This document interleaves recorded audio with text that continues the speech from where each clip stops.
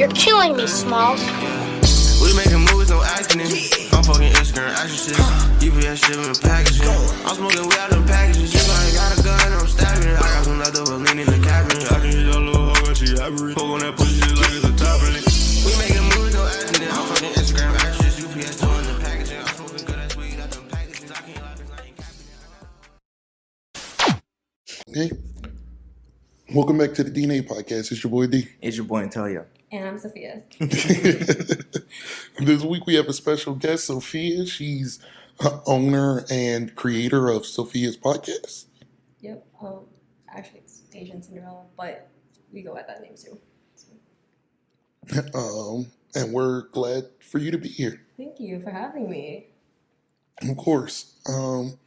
Just to start off, where are you from? So my parents are from the Philippines, but I was born in Virginia. Moved down here when I was 5, and I grew up here ever since. What part of Virginia? Fairfax. That's right near me. I'm from Lynchburg. Ooh, you gotta love it there. It's okay. I like it better down here. Well, I mean, we have better schools, so. But you gotta love Carolinas. Yeah. Have better schools because only like 3 of them in one city. It's like 12 here. True. What made you start podcasting? So I've always talking to people, and I've been told I was very friendly. And my friends were like, "Oh, you should start a podcast because I like talking to you." I was like, "Okay," but it took me a couple years to start talking, and I just started it recently. So how did you guys start?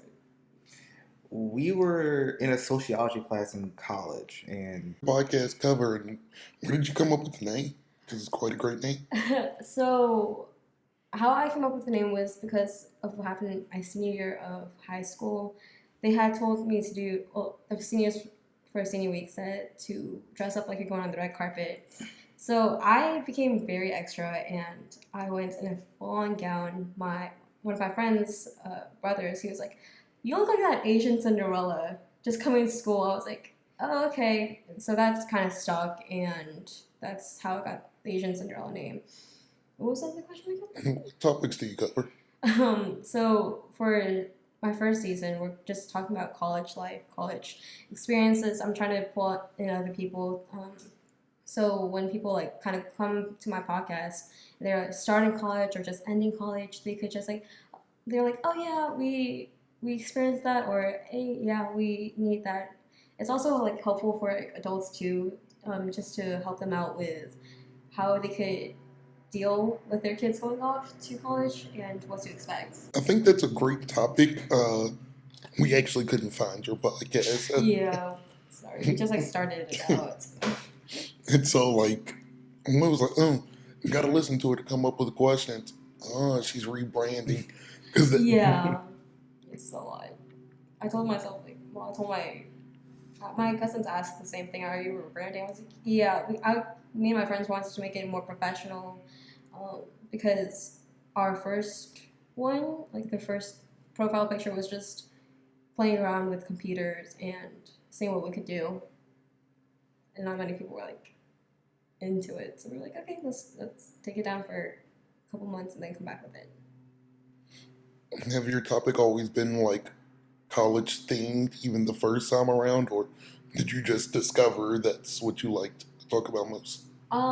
So before I started rebranding, it was just mainly about what I did during the summer or what I did before, and then afterwards I was like, no, we can't always every episode you can't always have something new. You have to have a theme, and one of the reasons why we kind of stopped was because everyone's in college and we gotta do summer school.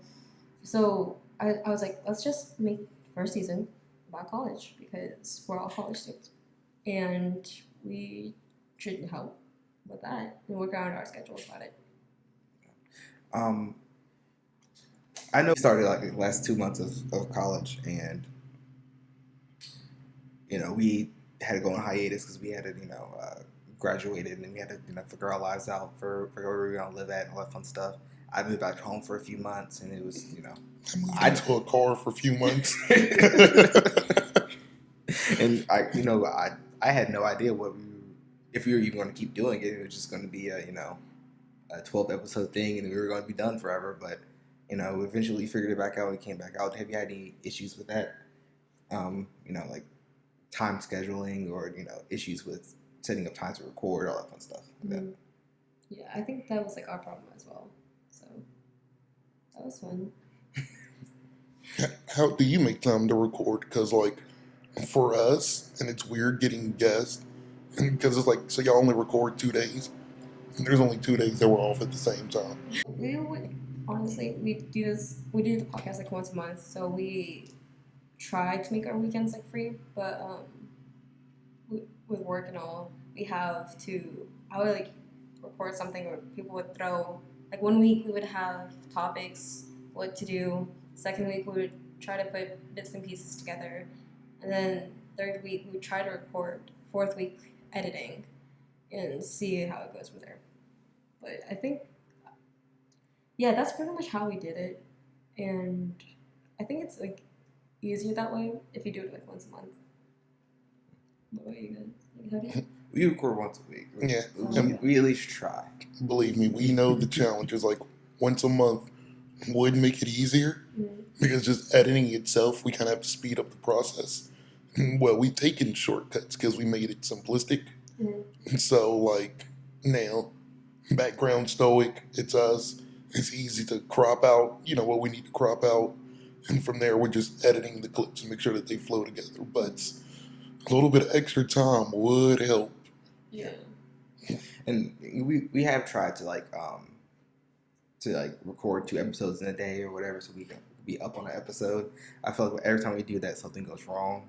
Something doesn't save, something doesn't do something, like, just the struggles of trying to record a podcast with technologies. That's, Yeah, so like this year alone, we've spent days recording more than one, like sometimes 2 or 3. And even now we're just like every single time, more than half of them just don't work for some reason. Yeah. But those are the joys of podcasting. You always gotta see the process in every way. You mentioned college. Where did you go to college? You currently are still in I'm school. currently still in college. So I'm part of UNC Charlotte, just like right down the road. I've been there for 2 years, but my first year was at CPCC, the Central Piedmont Community College. I took some of my general eds there, and then transferred over.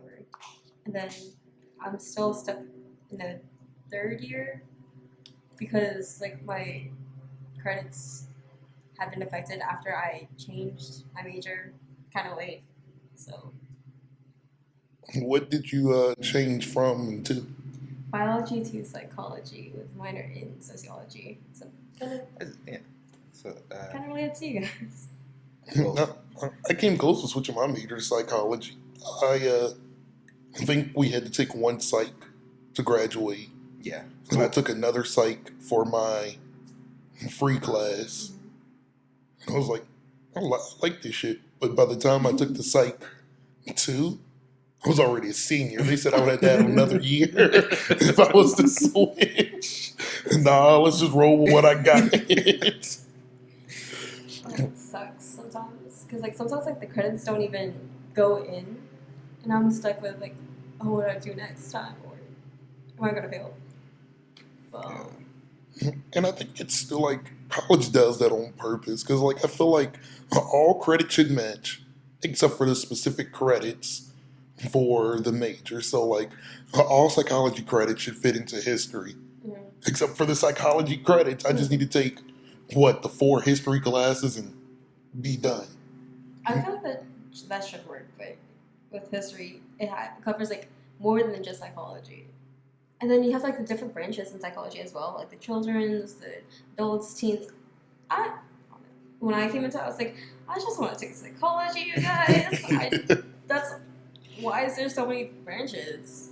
Because like then you also have to think about like your careers as well. Like, do you want to be a social worker or like someone that deals with? I'm not trying to be rude, but like the mental people. And I'm like, I could just take that and just help people. I don't care if it's like an adult or a teen. I just want to help people. You can believe this or not, but I'm actually like, I have a lot of experience without directly having experience with that, because my mother does the exact stuff, and she says exactly what you said. You don't want to deal with those crazy people. That is for the birds. But maybe when you're younger, you feel that way, because she felt that way. Now she's at the point, I don't got time for that shit. That was me when I was younger. I was like, nope. Oh. And then one of my friends is somewhat mental, and I'm like, one of you guys is already enough. I don't think I could handle a bunch of people. Imagine having to see like 3 or 4 of them in a day. In a day. I'm gonna go crazy, no matter what. I think one person's enough. So, what drew you to psychology? Like, what was because he's a marketing guy, I'm a chef. Well, what drove you to psychology? Just the fact that again, like I said before, I wanted to help people. And when I got into college,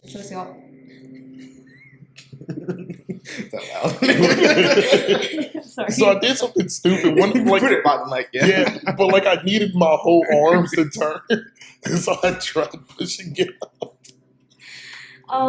But yeah, I wanted to help people, and I have taught kids like during Sunday school, and I think that's like one of the reasons why I wanted to start it, because I find the mind entertaining, especially with kids, and like how creative their minds were. So I was like, that's cool. And my friends told me like I'm somewhat of thinking of different views. So they were like, oh yeah, that suits you very well. So I'm like, let me take psychology and understand it more. Wait, so you cook? Yeah, I do that full time, about 60 hours a week. Yeah, but yeah, I went to Johnson and Wales for culinary arts, and food service management was my major. And Does this food taste good? I actually never had a full meal. Like, as much as I'm not saying that he can't cook. You came over to my house for Thanksgiving like twice now. You didn't cook the full thing? I did cook everything. Oh, never mind. I cooked everything. Never mind. And I thought it was an effort of some sort. Like mashed potatoes. It's one of those things that when you do it a lot, because like he doesn't cook a lot I'm not gonna say he doesn't cook a lot at home, but most people think, oh, yeah, you hang out with a cook, he must cook all the damn time at work. Yeah, to cook for 8 hours and then come home and cook some more. Oh, draining. It's called parenting. I don't have those yet, so I don't have to do that. Don't you have like nieces or nephews? Actually, no, I don't have any nieces or nephews. I have little brothers. When they came to visit me, I cooked for them, but Lord knows they eat me out of house and home. I'm not ready for that. Wait, still. Also Thanksgiving too. You say you cook the whole thing. Yeah, I mean, but like that's like a once a year spread kind of thing. I went home for Christmas and my grandma cooked everything. I offered to help and she said, "No, I got it." And I was like, "Okay." When a woman says she got it, when my grandmother says, "Get out my kitchen," I get out my kitchen. Because last time I didn't get out, she threw a frozen bag of chicken at me. So you just watch. Yeah, I just observe. It's one of those things of, I don't know, I feel like this doesn't get talked a lot about in college. Man, once you find something and that's your profession, I'm going to do it for work. And that's just about it. Like, even if I love it, I ain't going to do it all the time just for recreation. I feel like people who play video games professionally, they stream, they do the contest, they do whatever. I doubt that they play video games for leisure in their time anymore. Because it's become a job for them, you know what I'm saying? So, I still cook. Like, I try to cook a fancy meal like at least once a month for me and my fiance, but like, and like, I try to do something upscale, something so I can stretch those muscles and do that because I don't get to always do that at work. So, but Sorry, I just I'm getting roasted by the guests. I don't know how I feel about this. But to stretch those muscles and to use those creative juices because I don't always get to do that at work. So, yeah. So do you cook about almost anything? I can do pretty much anything. If I don't know how to make it, if I can look at a recipe, I can figure out how to do it. Mm-hmm. As long as I know what goes into it and what's the basic processes, I can figure anything out. So would you make ratatouille for the movie? I've done it. Okay. Never seen it, but I don't doubt it. I had to do it for. I'm the catering chef at the college I work at, and I had to do it for the vegetarian option for a plate it, and it was a thing I did. I hope it's good. Ratatouille is not bad. Like it's not a bad dish. It tastes good if you like vegetables, but it is just vegetables and tomatoes, and like it's not the magical thing that you see in the movies. It is just eggplants and zucchini and squash and tomatoes. Damn magical thing I seen in the movie was a rat. Just throws everything into the pot. But like, have you ever thought about actually having hair? You know how in the rat moves the chef with his hair? Mm-hmm. I wonder if Does it actually work like that. I wonder if that actually works. I mean, I doubt that, but because it's toward the brain, right? I never thought of it, but I don't think I would like it. It must hurt like hell. What I want to know is how did he know which hair to pull?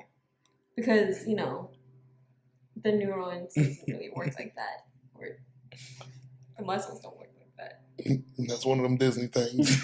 He just pulled and got lucky. Yeah. He noticed, it was like a video game. Damn, this is the move. This is the move left hand. This is make the legs move. We late. Does he use his back feet for the legs?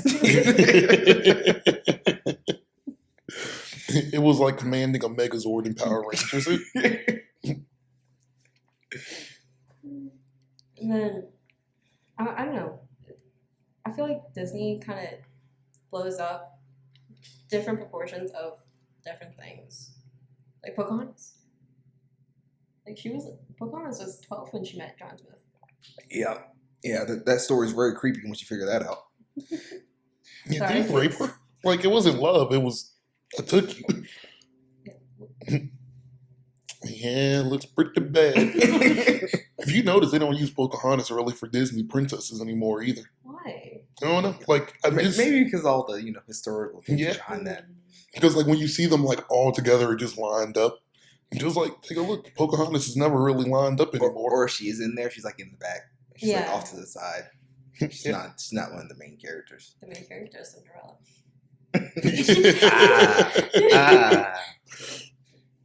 But I think if you think about Disney, what do you think about? The castle? Shit, I think of Marvel, but sure. Speaking about Marvel, so you know how Thor is like a king, right? Would you include him as a princess? Because princess, his mom dies. He has a sidekick that's rocks, and when he moved with what was it? The Guardians. Technically, his sidekick was also a tree and a raccoon. His magical power is thunder. His dad also dies. He's a goddamn Disney princess. I love it. He acts like one. He pretty much goes through the character arc of one. A bit self-absorbed, a bit cut off from reality. Then he gets friends and he see that, y'all are pretty cool. And then he becomes lovable. So he has the same trajectory of one. And his villain is his stepbrother Loki. The more you talk, the more I'm Disney princess. He was always meant to be there. That's why they bought it up. It's crazy. He could have his locks like Rapunzel. The hair is what made me actually think, yeah, you can put him up there. Yeah, I love Thor and the Hemsworth brother. Hint. Did I say that? No, you said it right. It was Oh. So are you a fan of Marvel? 'Cause we're pretty big Yes. fans of. Enough said. Wait, are you not? Oh yes, no, we Okay. are pretty Huge comic book fans. Yeah. Oh, there's I think I don't remember what it's called exactly, but there's a comic book up in Noda. I think all heroes are something. I don't know. All heroes never die. All- Yeah. Have you been there? No. Oh, But it's on the radar. it's good. I've been there twice. It's really good. Need to go. Yeah. Put that on the list to visit. What other interests do you have outside of Marvel and Disney? Is it weird for me to say that I listen to music and dance in my room? I feel like most people listen to music do that. I think it's weird if you don't. Now you might never admit it in public, but I feel like everybody at least bops their head to their music in their room. Like it's, There's only 3 ways to listen to music. Like either you're cleaning, or you're chilling out, or you're dancing. Like there's actually no other. There is no other ways to listen to music. You're not just gonna play it and just have this music in the background. It's called studying. we don't have to do that anymore. Boy, don't you remember those days when you had to play music just to stay up to study? Well, not study, for me to write papers. I didn't study. Ooh. I think the only time I studied in college, I ended up getting a really bad score. So I just said, if I don't know it, I don't know it. The one time I studied, I stayed up too late studying. I missed the class the next day. Because the class was like an 8 or 9 o'clock class, and I stayed up till like 2 or 3. But I was out. You didn't want to pull an all-nighter? Some people would call it all-nighter. I would call it I went to sleep and woke up at 9 o'clock.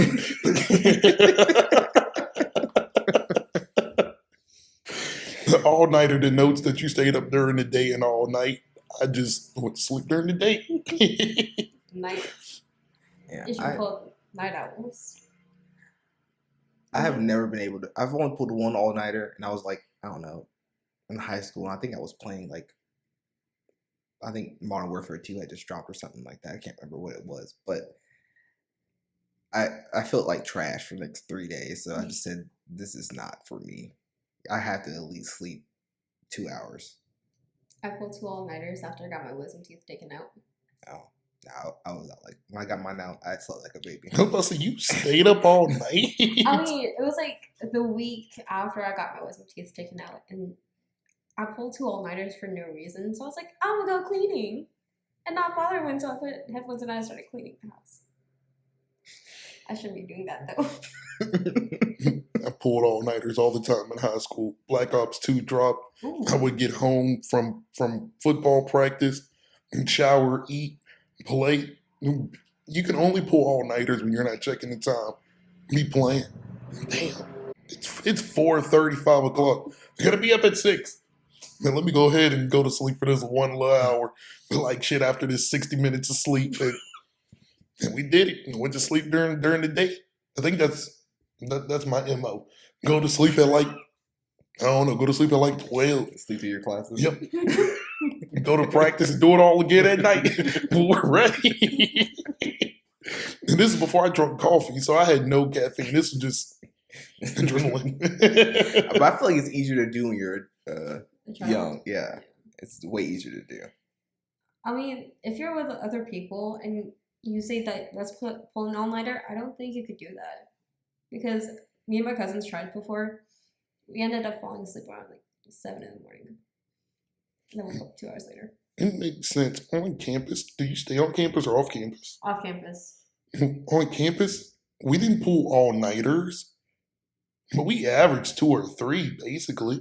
Like even though you didn't stay up all night, you would Yeah. be. We stayed Stay up, up to 2 to 3 in the morning. Yeah. and that's average. Like every morning. Damn, it's 2 o'clock. Don't even feel like it. And we would just go to sleep off of necessity. Like I got class. I'm gonna try to go to sleep.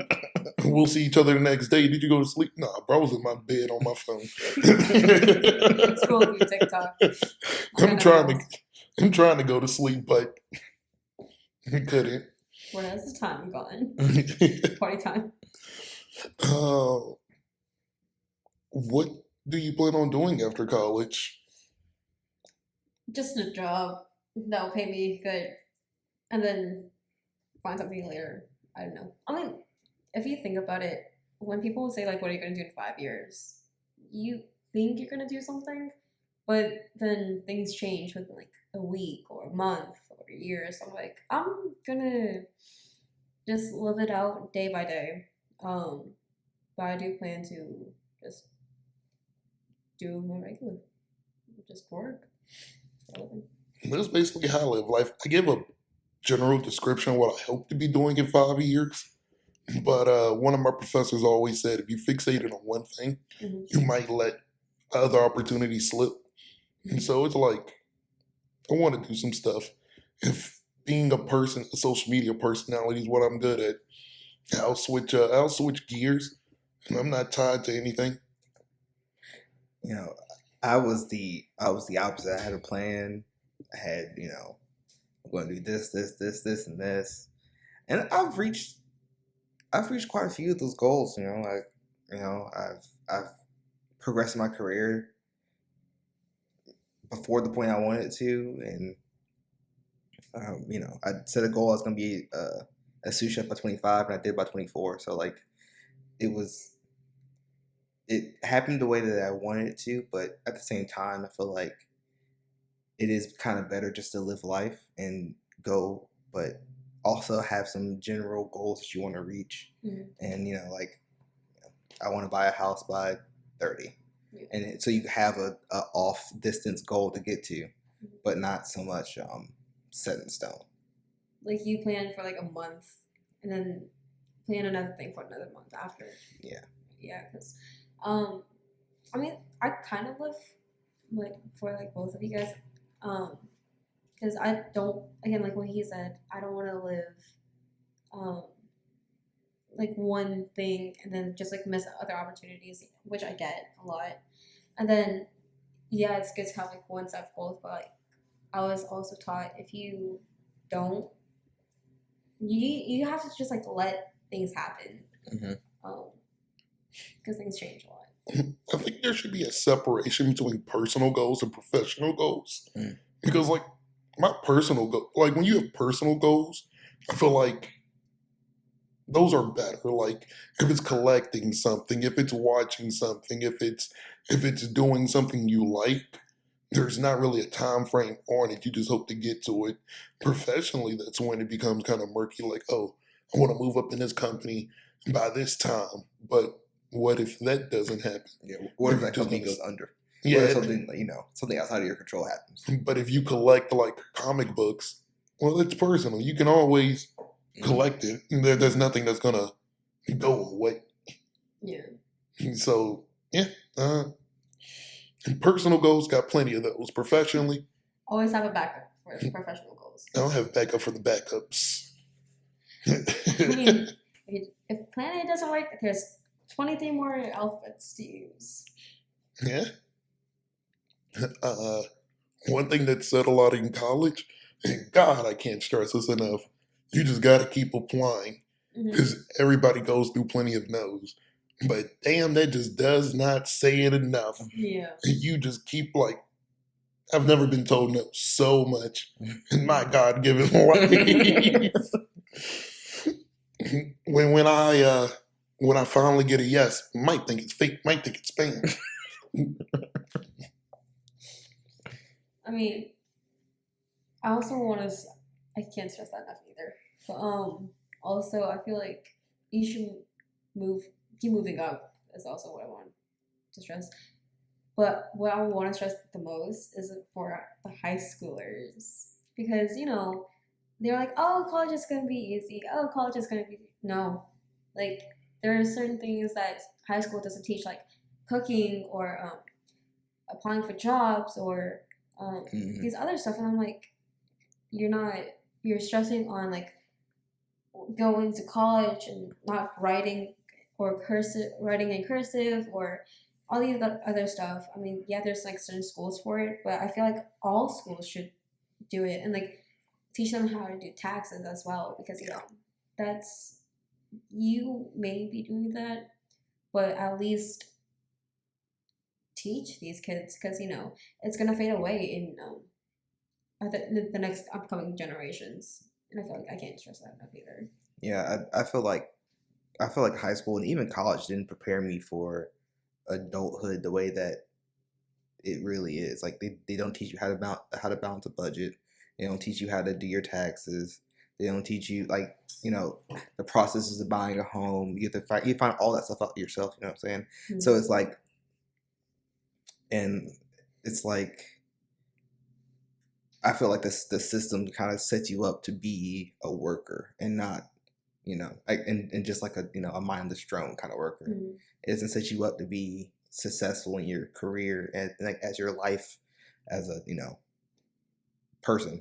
Yeah, I feel like they should also like set us up to be like entrepreneurs and Mm-hmm. stuff like that. Yeah, it's like, and like something I always preach is like they push you to go into college like so hard, and it's two people who went to college, but they don't really teach you the other options of like you can go into a trade, you could do, if you're an artist, you could become, whatever, you could do this, you could do that. It's like there's more avenues to success than just going to college. Even though I think we both agree that going off to school is kind of the big milestone for everybody, and Mm-hmm. we kind of think you should move away from your hometown at least once. Yeah. But I think education is set up weirdly because the weird thing that high school always told you is we're prepping you to go to college. When you get to college, it's going to be this way, this and that. Why was high school harder for me than college? Mm-hmm. So, like, that's the gap. And it's like the stuff that you are teaching me in high school is worthless. Not saying just the stuff, but like as much, you need to learn how to take notes like this. Because college, they're not going to answer every question you got. Wrong. They answered every single question. They slowed down when they needed to. Most of the time, there was no natural event or any outside events preventing us from getting to class. We got ahead of all this stuff, and basically, what high school teachers really teach anything? Most of the time, you're going home reading in the textbook for answers. Mm-hmm. Shit, that's what you do in college. You go find the answer. So, like, I think that's the huge disconnect. In college is more specialized learning. Because whatever field you pick, it's like, we'll teach you a good amount of stuff in that. We're not saying that you're going to learn everything in the world of being an adult. But if you want to be a doctor, we'll make you a good doctor. Just don't ask us how to fix the toilet, because we ain't got that for you. So I think high school is the huge disconnect.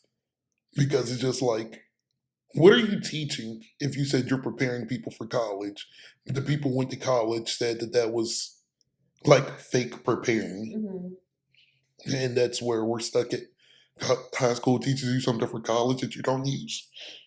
And college teaches you for stuff, have the stuff that you need. Yeah. When I got into college, I felt so dumb. Because I was like, this is not taught. Or I feel like I've known this, but I don't even like learn this like from middle school. That was it. I'm like, but like with like college now, I like how there's like free tutoring, and because we're paying for it. And then I like how like the teachers would have office hours when he got questions about it. And then we also have like, what was it? College fair for the jobs and stuff to help you out.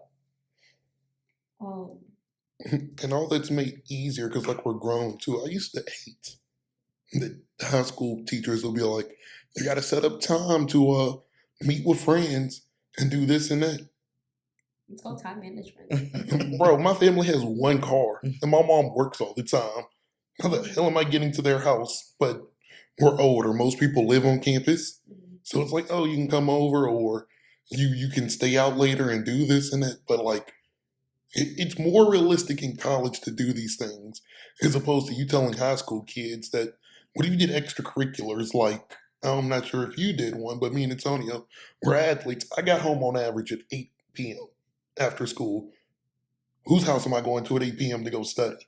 Mine and mine only. What's waiting for me is my bed. So like when they would say stuff like that, oh, you can do it on the weekend. I had a game on Friday and I'm pretty much out of it Saturday. And thank God to use my one free day. And for me, you know, I grew up in the church choir, so I was playing bass on Sunday. So I didn't even have a day. I don't have a day. And I had Saturday practice when I wrestled. So like what day did I have to do something? To go meet up with these people to go teach me what you're supposed to be doing. Even in college, I think it's weird that professors lean so much on other people tutoring you. Ain't you a professor? Ain't you supposed to be professing something to me? Sometimes I'll go to my TA and I'm like, yeah, how does this work? And then, we had this one accounting professor. Not sure if you had her. I'm not going to mention her by name, but the worst professor I ever had. And she used to say, it's not my problem if y'all don't get it. Yes. it is. It's your You're problem. teaching me. I think like her failure rate was like 50%. It's higher. Like, I think it was like 65. RateMyProfessors.com. And she knew about Rate My Professors, and she just did not care. Like, she would say, like, it's not on me if y'all fail. It is. Even though I'm not available after school, you can still get your peers to tutor you. You're not available after class. So you're not available. You don't care if we fail or pass. Why are you even a Here. professor? Bro, you should have been, I don't know, you should have done this at like military school or something. I had a professor before, and this girl in my class, she had her last semester, last year. And I remember in the group me chat, she was like, yeah, I had this professor last year, and there are a lot of cons that she couldn't teach. She's teaching the same way and that she's teaching this year. And a lot of people failed in her class. I'm like, oh, y'all were gonna fail too. I think that's the worst part. It's just like, oh, dad, you failing, I'm failing. Like, I'm talking like everybody is failing. One time she came to me disappointed because I failed a test. Indeed, it's disappointing. You're usually one of my better students. Average is 63. And that's a true story. That sound made up, but she's being so serious. Not one of your worst. Well, this is bad. I remember seeing, like, what was it? Not a GIF, but it was a meme, and it was like one of the better students was like, when they see the test, dang, everyone else looks at the smartest kids and they're like, huh. But it's small stuff like that that did teach me about life. Because in life, sometimes you're going to have a boss that is unruly and incompetent and just don't care. And sometimes you just got to work through it and get past it. Like in life, your boss isn't always going to be the smartest. Isn't always going to be the most equipped to be a boss. Yeah. But sometimes you just got to get through it. And like I got through that accounting class, passed it, never seen her ass. I never talked to her ass. You didn't see her Seen her graduation. put it inside. And that's just like, I don't think most people took that from that class, but that's what I took. Like, you got to do what you got to do at some point. Mm-hmm. You're not always going to like the person in charge, and it doesn't matter if you like them or not. You got to do it.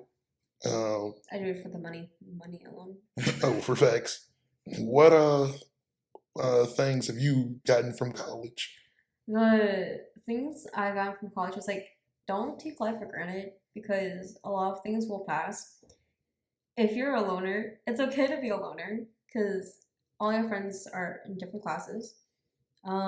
This year, actually alone, I've taught myself to push myself more because everyone that keeps telling me like, oh, you can ask me for help, ask me for that, or like basically they're gonna be there. I learned that not everyone's gonna be there to help you. Not everyone's gonna want to hear your story.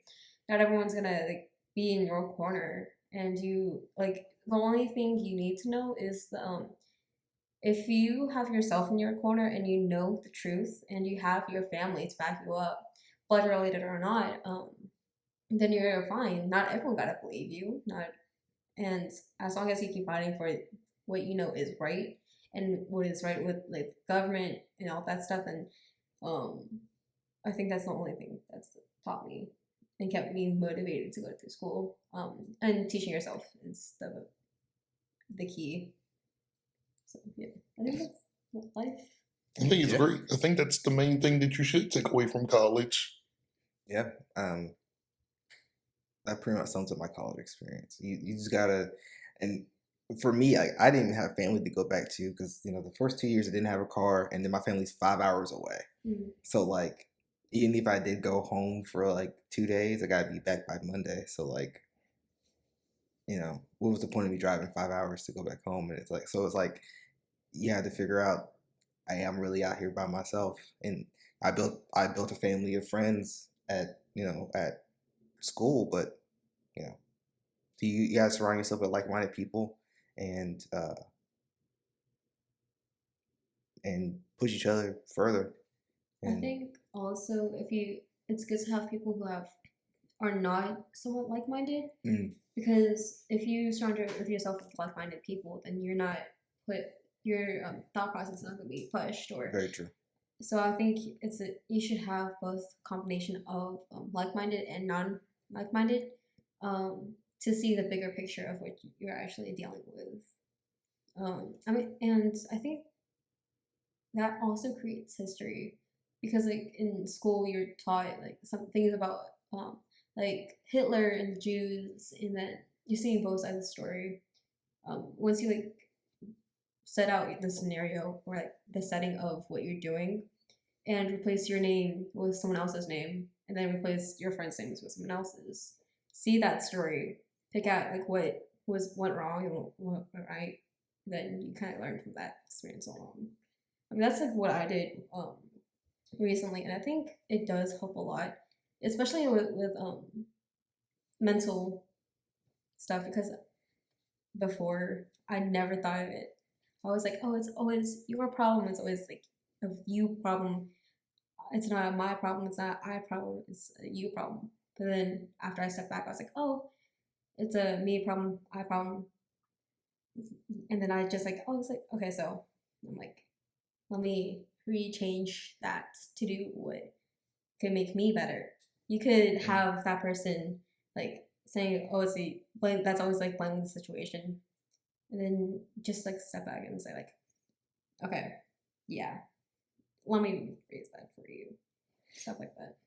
Yeah, that's basically what college is. You're taking other experiences and other people's point of view and then reworking it to yours. And that's why we think you should go to college, because if you stay home, even if you stay home with people that you didn't associate with before, most of y'all's education is the same. Most of y'all's point of view is the same from, being in the same city and doing this. And so like you're gonna form pretty much the same opinion or get to the same end goal eventually, because there's just not a lot of outside things working on it. And so, yeah, to your point, when you get to college and you meet people who's done stuff completely different but gotten to the same spot, it's like, oh, maybe my way isn't the right way or the only way. Maybe I can knock off a few steps or do this and do that. And heck, maybe along the way, as y'all talking about it, you realize, whoa, we could go further if we combine the two things that we've done and just do whatever.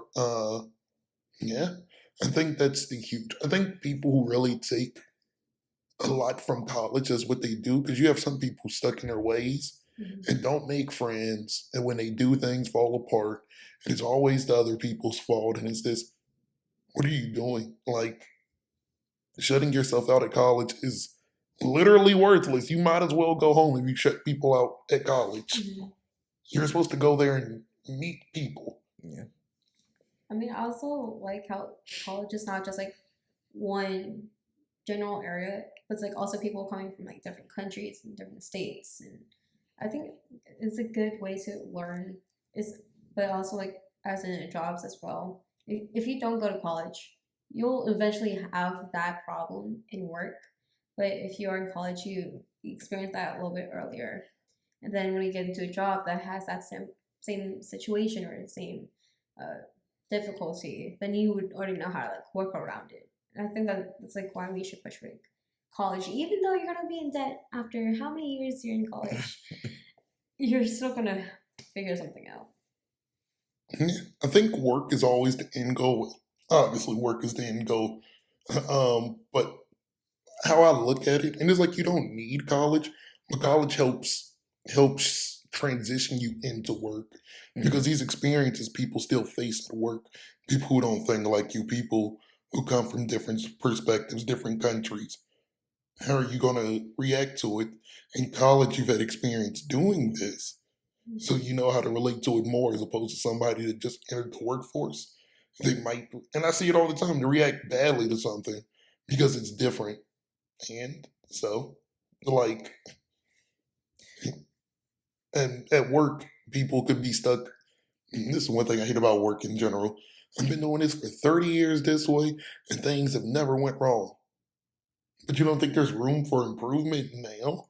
Like, if I do it a certain way and once again get to the end result, I did it quicker. Don't you think? My ways? No.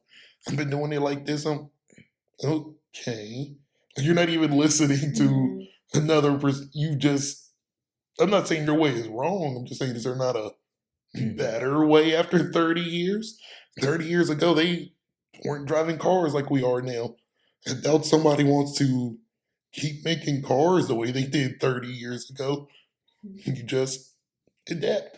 Yeah, especially with the world around us, like time is always changing. Like before, the LGBTQ community, it was like always hidden, and now like we transitioned out of that time period into like now we like a lot of people support and a lot of people are part of it. People are now coming out of the closet, even though they were scared to do so. I, and especially with history and all, I think that's like a good, like, I don't know, example, I guess, that time is changing. Yeah. I don't see how I'm going to word that. Never mind. Circle back to that.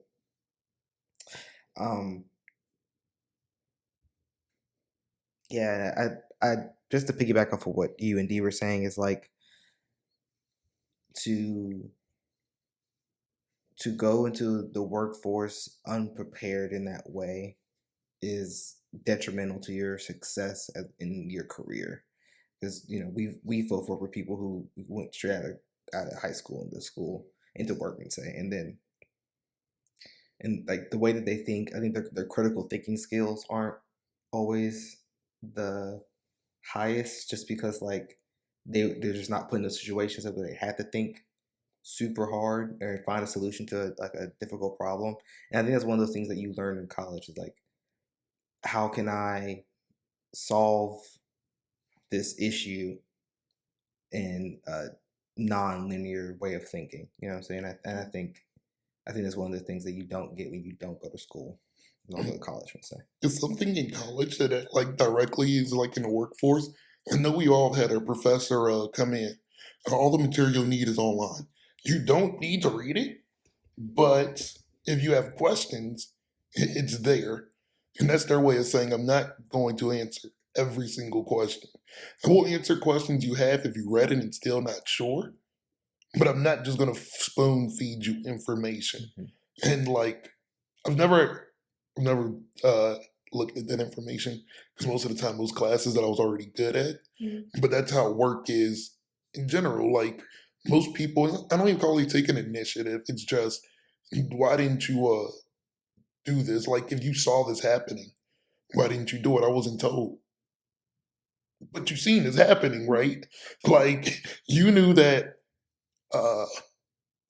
this actually happened to me at work. Interns were supposed to come at like a certain time, like an hour before doors. but they came like 10 minutes before. One girl didn't set up because the interns weren't coming, but she was aware that they were late. As you saw the time setting, you didn't think of setting up on your own. So, like, you're aware the interns are late and you're aware of what time it opens. When it got 10 minutes before is when you realized, oh, let me start setting up. That's critical thinking. That's beyond me. It's You could at least start it by 1 second at least.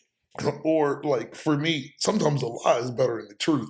This lie wouldn't have been great, but if you would have said you didn't know the time, I would have been okay with that. I would have let it slide a little bit more. You're aware of everything. You're aware that it's late, and you're aware that there's no interns.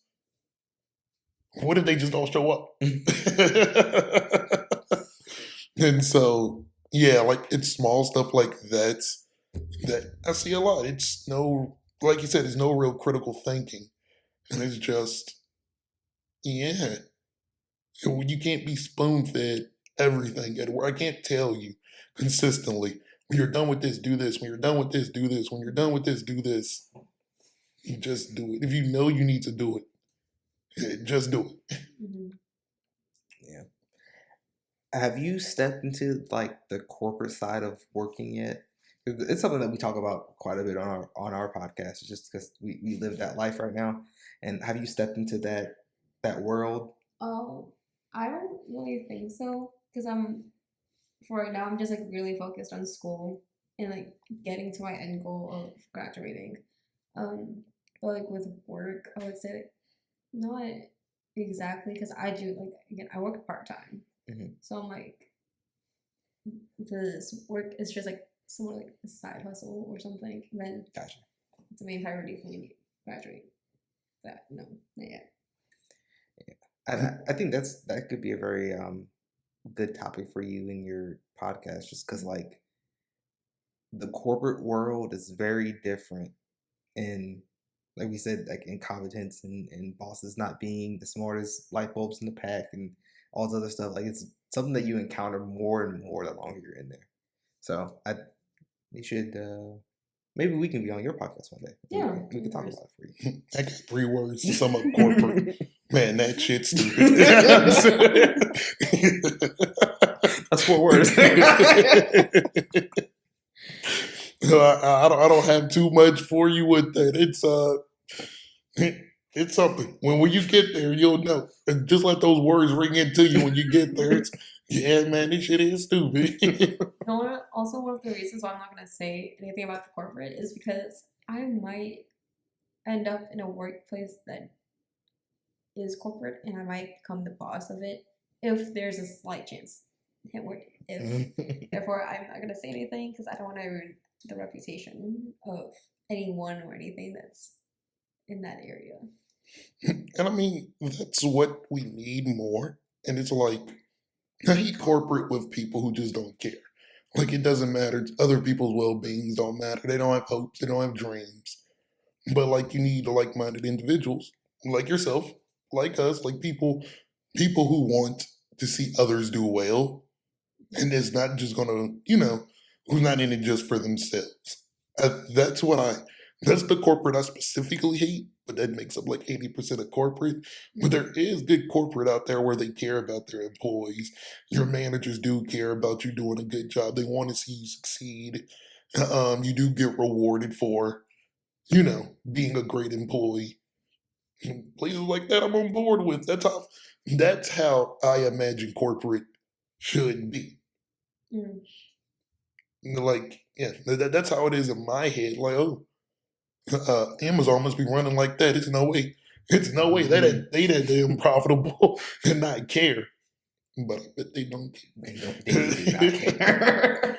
I remember, like, speaking about Amazon, I had friends. I have this one old friend, and he said that if it wasn't for the money, I would have quit long ago. I'm like, and I have other friends who said I couldn't do it for the money. Amazon's just horrible. Not to speak down on Amazon. Amazon's good, but like working for them, $15. Well, I think it was like $15 an hour. Mm-hmm. That does sound pretty good. And that's the truth. I feel like that's another thing you learn eventually. The quicker you learn it, the better off your life will be. Money is not the end all be all. And because I had a job in college and I had quite a few jobs in college. And at my highest point, I was making like $2,000 a week. But I was the most miserable I've ever been in my life. And it was just like, this is not worth it. Like, there was no redeeming qualities. I hated going to class because I was exhausted. I hated the job that was making me exhausted. It was just a never ending cycle. On my off days from one, I had to go to the other two. Or if I was off from two, I had to go to the other one. And I hated every minute of it. And so that was my realization that this money is good, but what good is money that A, I can't spend because I'm always at work, and two, it's making me the most miserable ever. Like, what does it really matter? And so, like, the years that followed, I probably made like at one point I was making a tenth of that. I was happier. I mean, I couldn't afford all the other things, but I made enough to pay rent, and I was just happy. Now, more money is always better, but the way you get it is the huge factor. Yeah, it's one of those like those things, the cliches. Like, is the journey worth the end goal? You know what I'm saying? So do you have to go through hell and high water just to get what you think you want, or is what you really wanted back there? It's one of those things. It's like, but you don't see that till you go through that journey. You know what I'm saying? And money can't buy happiness. yeah, it's one of those colloquialisms. It really doesn't. No, it does help, but it cannot buy it. We're getting towards the end here. What can we expect from the Asian Cinderella podcast moving forward? So for right now, just be on the lookout for, again, what you guys said about corporations, and just be on the lookout for what season 2 might bring. I might have you guys back online. We didn't discuss a lot of it. I'm gonna edit this and put this in the front. But do you do it with another co-host? Is it just you? We know that you have a team. So mostly it's just me and my friends, but I'm the one that's like, we split the thing in a couple ways. Like, me and my friend would sometimes be on social media, kind of going back and forth. We don't really have a marketing team. Hello. Because we just started out with the rebranding. But it's just like me and her, really. Other than that, it's just, we don't really have much, because again, school is taking up most of our time. It makes sense. And we want to keep stuff small. Of course. Yeah. I'm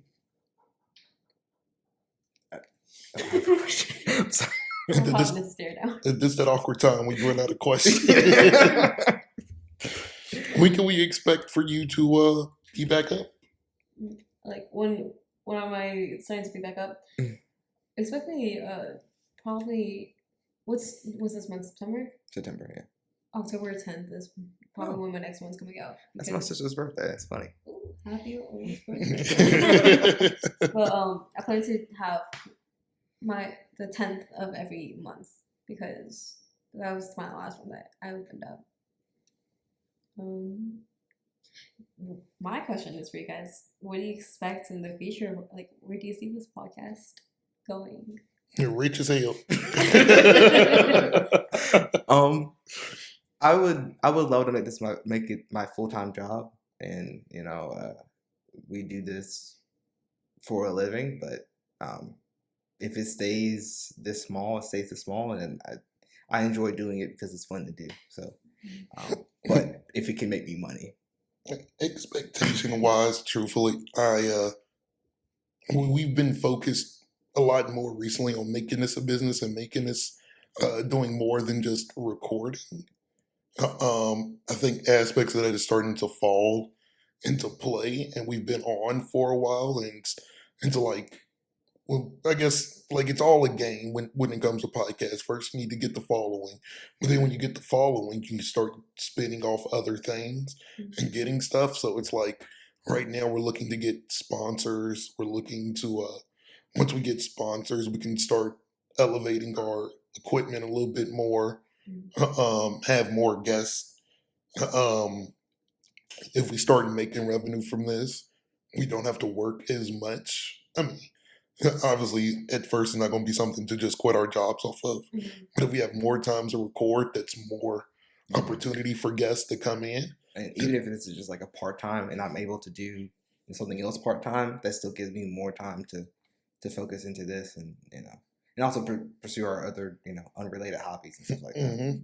And so, like, it's all like a little small flow, but like in 5 years, I hope to get to a point where it's actually money coming in as opposed to just going out. Well, at least a little bit of money coming in and not as much going out. And so that's what we're hoping for. But like you said, I'm okay with being a niche thing that the underground like. Never going corporate. I know you guys want to keep your podcast small, but do you guys think about like having other people like on your team? Actually, the person who just walked out, he's our audio guy. He had to go to work today, so we didn't have him on. But we're open to expanding the team, and he's already a marketing guy, so he is the marketing guy.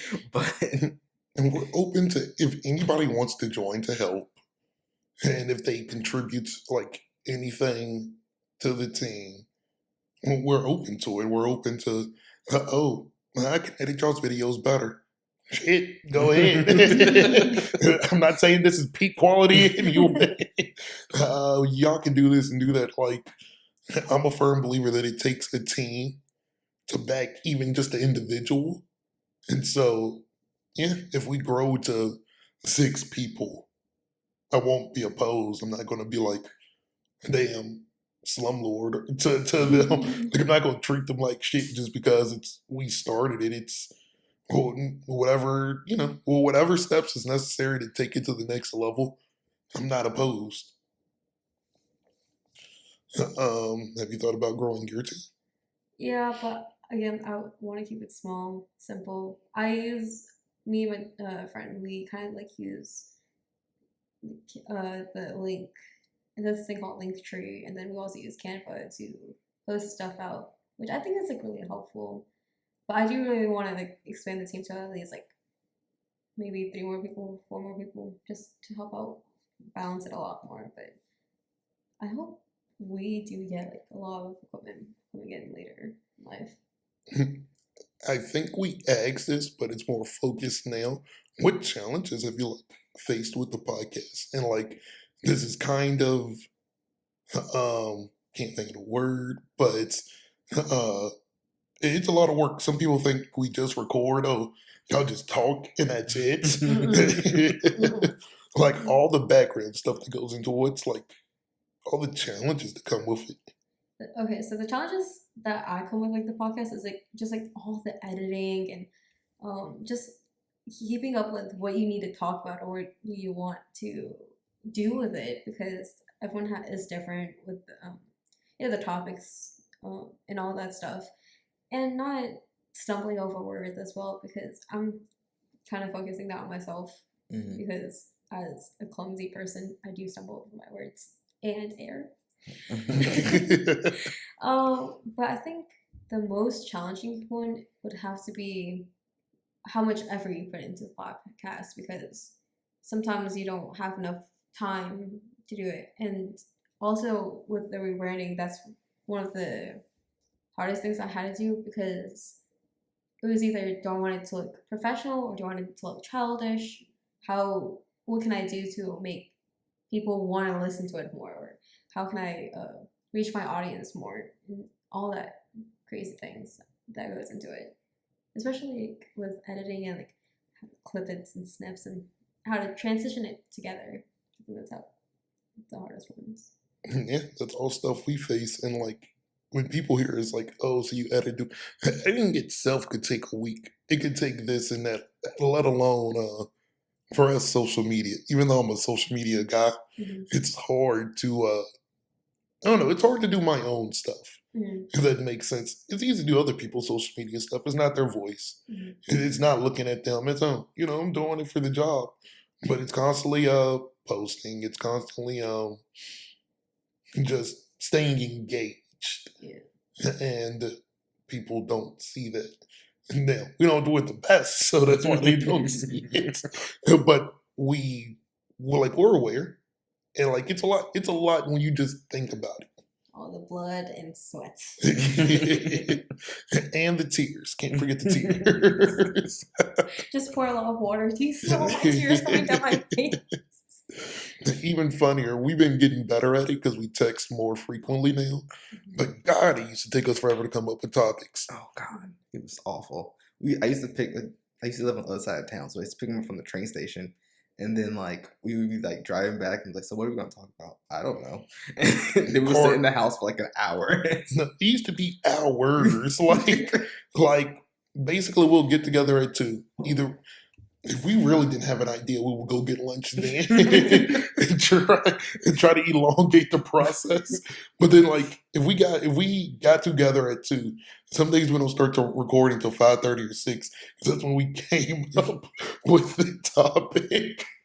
And we would just be stuck. Hell, if somebody wanted to be our topic guy, Please. Here's the application. That would be love. Like if you just said, "Hey, I think these are great topics." I feel like though, like for me, I'm voicing it myself. I don't. Everyone else that I work with like stays behind the camera. Like if you have like a co-host like you guys, I think it's easier for it to transition more and like let it flow out because you're bouncing off each other's energies, and you're bouncing off each other's ideas, and I think that's like really helpful. Yeah, you don't always have to come up with a topic because like we started talking about mine, and then we ended up talking about like Disney, Marvel, school, and all. Yeah, so. I think it's really easy. That's one of the things that we were rebranding ourselves. The period of when we graduated and had to figure out some stuff, and so we do like our first 7 episodes. If you look, it's like a whole mishmash of things. Like one, we talk about porn industry, and then Nipsey Hussle, and then something else, and then like it's a whole bunch of mishmash. We settled on topics to at least have like clear guidance.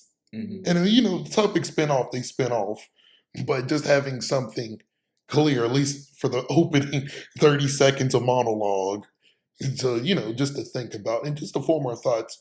It's since we started picking topics earlier in the week, it's become a lot easier to come up with good points. There will be times that after the podcast, like after we record, why didn't I say that? Like that was good. Like or like I wouldn't know something. Like I wouldn't know it, but I forgot that I know it. And it was just, I knew that. And so, like, it allows us to gather our thoughts, allows us to do research if that's what we want to do. Or if we talk about anime a lot. Oh, yeah, I need to go and rewatch that again just to, like, I know it. I know it, but I forgot how much I knew about it. And so, yeah, another one of those challenges, making sure that we don't sound dumb online. Yeah, and I'm kind of the statistic guy of the two of us. He's the more, jokey, funny person. So like when we talk about a serious topic, I try to know at least some statistics so I can provide some context and some hard numbers to the conversation. I think it's important. 75% of people said this. What do you think? Dead serious? Yeah, that's clearly how it goes.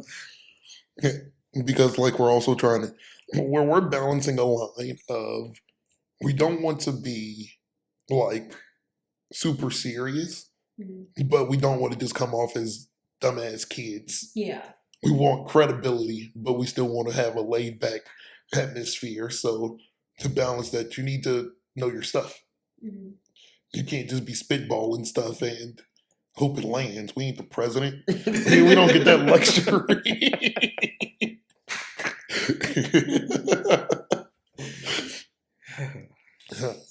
But it was real nice having you on. Thank you for having me. Where on October 10th, when you come out, where all can your podcast be listened to? Spotify and Anchor. Those are my main two. But I'm planning to have also iTunes as well. Maybe SoundCloud. And you have social medias. Where can people find you at? Where? So you can find me on Instagram, the Asian _ Cinderella _ pod. And I will have a link tree where you can just press that link and then it will show you my other podcast social medias as well. You have anything else you want to tell our followers before you get on up out of here? Keep up with them. That's all I gotta say. We really enjoyed you being on, and we would love to be on yours. We'll love to make a spinoff. Of course. I've always loved having people. Be sure to follow her, Asian Cinderella. You have anything to say? Like you said, you were an amazing guest. This was a very fun podcast for me, and can't wait to be on yours. We out. We out.